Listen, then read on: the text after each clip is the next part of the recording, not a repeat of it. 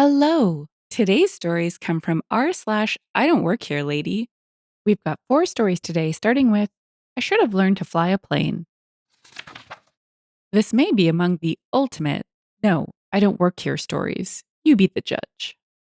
Before I retired, I traveled a lot for work, about 175,000 miles per year on one major US airline. When I retired, I had flown over 6 million miles with this carrier. With my frequent flyer status, I was nearly always upgraded on international flights. I went to Japan at least 8 times a year for decades and took the same flight over and over. Often I would wear a white dress shirt and dark pants. Since I flew the same route so much, I knew most of the senior flight attendants and would kill time talking in the galley up front. On one flight, I had been talking to a flight attendant that I had known for years about family stuff, vacation plans, retirement, etc. She left the galley, and a younger flight attendant that had been standing with us asked me if I was ready to go back to the cockpit, as she got ready to block the galley with a beverage cart. I looked at her and said, I don't think that would be a good idea. And she looked confused and said, You're one of the pilots. I see you on this flight all the time. She thought I was the captain on the flight taking a break from the cockpit. I said, No, just a really, really good customer. She was shocked and embarrassed, but we started laughing. Actually, variations on this happened several times. On the same route, a year before, wearing the same kind of clothes, one of the flight attendants told me they had a new crew member that had never been to Tokyo. Since we were flying into Haneda, which is right in Tokyo, and the crew layover was in Tokyo, not out at Narita, there was actually time to do things. She asked if I would mind giving the new crew member a 1 day itinerary super tour of the highlights of Tokyo.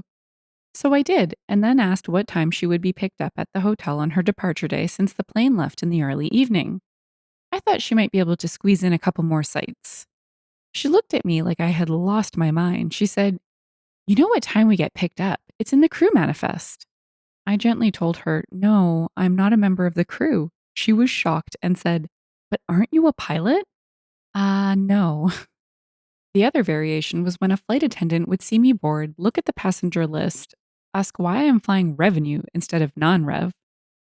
Because I have to pay to be on the flight since I don't work for the airline. Thought I was a pilot on vacation.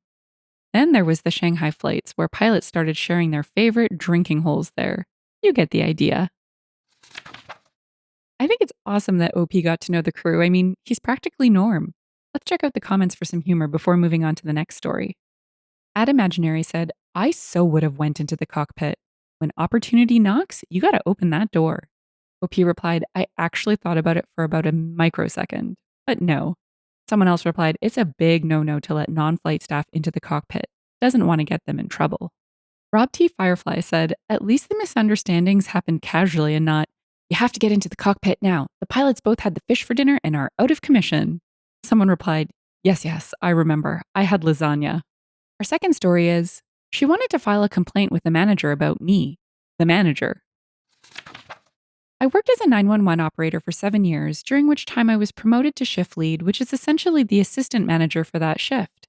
During the shift manager's 2 days off, I was the highest ranking member of our department because we worked swing shift and admin was already gone for the day. We were super busy one night and the phones were ringing constantly. I answered a 911 call and spoke to the caller long enough to determine that nobody was dying, bleeding, or on fire before I put him on hold to answer another line. The second call turned out to be a drunk, suicidal man with a gun at a family gathering, which took me about 15 minutes to handle until the police and EMT showed up. In the meantime, there was no one available to pick up my hold. I finally get back on the other line, and the caller is incensed that I would put him on hold after he called 911. I tried to explain that we had to prioritize calls by level of emergency, but he was not having any of it. I come to find out that he called 911 because a man in a freezer truck was going door to door in his neighborhood selling groceries during our state's vid lockdown, mind you, and dared to ring his doorbell. I admit I lost my patience.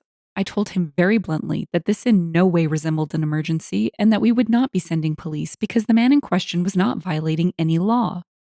This miffed my caller even more, and he demanded my name and badge number, which I dutifully gave. We are required to. And then he hung up on me. Not 5 minutes later, one of my probies, whom I had actually trained, stands up from his console and says, Hey, OP, I I have a caller on the line who wants to complain about a dispatcher. When I asked which dispatcher, my probie hesitates and then says, you. So I pick up his line, and sure enough, it's my crazy caller. I greet him by saying, "Hi, this is Officer OP. I am the dispatch manager. How can I help you?" I had to keep from laughing when he started cursing at me and then hung up. Found out later he emailed the chief about my unprofessional behavior. Chief listened to the call recordings, then emailed him back to very politely call him an idiot. These kinds of stories are classic, and so many can relate. Not a dispatch story, but I had a colleague once that was dealing with a complaint against one of her stellar staff whom she had actually recently promoted. When the complaint was escalated to her, she assured the caller that the staff in question was moved out of their role. Lucky for us, there are some funny anecdotes from other dispatchers in the comments. Let's check them out before moving on to the next story. Tacoma Crow shared, "My cousin was a 911 dispatcher. She had a few calls from women who wanted to date a certain handsome fireman who had been called to their home recently but didn't know which station he was from and was hoping the dispatcher could tell them. Yeah, 911 making emergency love connections for over 40 years. Edit. Not really. They're not allowed to give out that information." Someone commented, "From my understanding, small things like this happen far more than people think." OP replied, "Yes, unfortunately. Our agency actually arrested one dude for misuse of 911 after he called over 200 times in a 48-hour period to call us, the dispatchers, racist slurs, pigs, fascists, communists, traitors, etc., because he had been told he was not allowed to discharge a firearm at his neighbor's house in city limits. And then there was the one guy who was banned from calling the police department unless he had a legitimate emergency because he would call, record the call, and try to argue federal law with the dispatchers, who were literally not allowed to answer questions about any law, and then post the calls on YouTube. We were told to determine if he had an emergency and then hang up on him if he didn't. And then there was the lady who was upset because I wouldn't send a police officer to bring her dog in from her fenced backyard because it was too dark for her to see and she had already taken off her glasses for the night. Our third story is short but too cute to miss. Didn't want to interrupt the two old ladies bickering. I stopped at an out of town greenhouse today. I'm pretty rural and I like this greenhouse because it's not well known, meaning it's not picked over early in the season. The two ladies that run it, my impression is they're sisters, retired long ago. They are hilarious to listen to. "Rosie, why did you put that tray there? It has to go on the truck." "Well, Lizzie, I already put a different tray out there. Why aren't you watering?" I was only getting a few plants that I hadn't started myself, but of course I have to walk around and dream about where I'd put all these plants if I only had the space. Elderly gent comes in. We passed each other a few times. Then he suddenly starts asking me questions. It seems his wife sent him on a greenhouse errand. He doesn't know what X looks like, where is Y, and how many come in a flat. Having been here before and knowing a smidge about gardening, I was going to help him anyways, but then he stage whispers, "I don't think you work here, but I know better than to get in between those two." I don't know if he personally knew these sweet, albeit bickering proprietors, or if he just knew on sight to not interject, but it was the funniest thing I've ever seen. I don't know about you, but this sounds like my kind of place. Let's check out the comments. OP added, "It's my favorite kind of greenhouse. You can tell they started out organized, but by sale time trays were shoved in anywhere they would fit. Finding tomatoes with the petunias and the dill in the middle of the parsley." She who loves to draw said, "Truly a wise man to ask another person who wasn't in the middle of an argument." OP replied, "Probably how he got to live so long." Today's last story is one of my favorite I don't work here lady staples. Not the request line. Growing up, my family's phone number was 555-5070. There was a local radio station whose request line was 555-5700. We would get calls at odd hours of the night from people trying to request a song. This was in the early 1980s, so answering machines weren't widespread. It was annoying to say the least.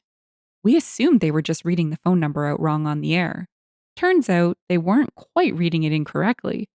"Call us at 555-5700 was interpreted by some of their listeners literally as 555-50700. The last zero wouldn't register, so it would ring our house. So my father very kindly called the manager of their radio station and asked that they simply change the way they read the request line phone number on air. Unsurprisingly, the manager wasn't receptive to that idea. We're a radio station. We don't have to change anything, was basically the response. So the next time someone called, my father very excitedly told them they were caller 10 and they had won a brand new car. All they had to do was come down to the station and mention that they won it on the request line. He also told them that if anyone gave him any trouble, just ask for the station manager. He'd be able to sort things out. As I recall, my father gave away 2 cars, and we never had a wrong number for this radio station again. I laughed at this because I'm totally guilty of reading phone numbers that way, thinking it's clearer than simply saying single digits. My bad. Let's check out the comments. As always with wrong number stories, there's plenty of really funny solutions from the commenters' own stories. She Who Loves to Draw asked, why are managers so reluctant to make a simple change when they're responsible for a wrong number being given out? It's not hard to go, oh, my bad, I'll handle it, and thank you for bringing this to my attention. Stinky Pie Ticklebum said, because they don't care about inconveniencing you. It is only when it is inconvenient to them that they will make the change. Robsaflow and shared this. My mom was blessed or cursed with the wrong phone number more than once. I'll share the first one. The first time it happened, the last digit of our phone number was off from a popular burger joint. My dad was terminally ill and spent a lot of time in bed bored. We got wrong number calls all the time, but we were polite and gave out the right number. Dad, being bored, got to taking orders, telling them it would be 15 minutes and a ridiculous low price. Around half price low. Dad always wondered what came of that. We found out 20 years after Dad died from the owner of the burger joint that he had blamed a couple of employees for all the bad orders during that time and fired them for it. He thought that they were just messing with the business because they were mad. Teenagers that had to work instead of going out on Friday and Saturday nights. Mom explained the phone number difference and that normally we just gave the right number and went on. But Dad had been bored and had started taking orders. They had a good laugh over it. It had been 20 years and the true culprit had passed on. Miss Picklechips said, when I was growing up, our phone number ended in 8808. The local Chinese restaurant ended in 8088. We got calls for them all the time. One day, someone called back 3 times, didn't believe us when we said they had the wrong number. On the 4th, I just took their order and said 15 minutes. They didn't call again. If you've enjoyed the story and would like to hear more, consider liking, subscribing, and leaving a comment. Thanks, and bye for now.